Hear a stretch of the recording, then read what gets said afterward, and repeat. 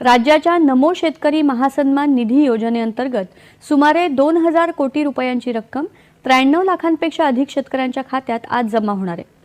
आपल्या सर्वांना माहिती आहे की खूप मोठा निर्णय देवेंद्र भाऊ आणि आपल्या महायुतीच्या सरकारने घेतलेला आहे।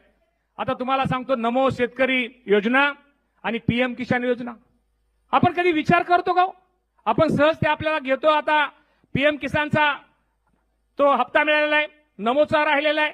ठीक आहे, नमोचा जरी राहिला असला तर आपण त्या इतर माध्यमातून शेतकऱ्याला पण मदत करतोच।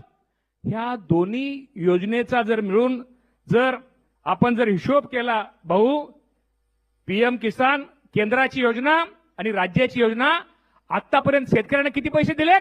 या दोन्ही योजना मिळून आतापर्यंत या राज्याने शेतकऱ्यांना 57,000 कोटी रुपयाचा निधी माझ्या शेतकऱ्याला दिलेला आहे। मी सांगायचं तात्पर्य आहे की हे लोकांना सांगितलं पाहिजे, हे लोकांना समजलं पाहिजे। शेवटी हे राज्य, हे तिन्ही नेते हे शेतकऱ्यांचं हित साधणारे नेते आहेत, शेतकऱ्यांचं प्रश्न समजणारे नेते आहेत। त्यामुळे आपण ह्या गोष्टीमध्ये निश्चित प्रकारे कुठेतरी कमी पडतोय, सांगायला कमी पडतोय, काम करून आपण वाजवायला कमी पडतोय। आणि काही लोक काम न करता सुद्धा फक्त पेपरबाजी आणि कुठेतरी टीव्ही समोर, मीडिया समोर येऊन कुठेतरी आपल्या सरकारच्या बाबतीमध्ये शेतकऱ्यांमध्ये कुठेतरी चुकीचं असं हे पसरवतात। त्यामुळे अशा लोकांना कुठेतरी निश्चित प्रकारे केलं पाहिजे।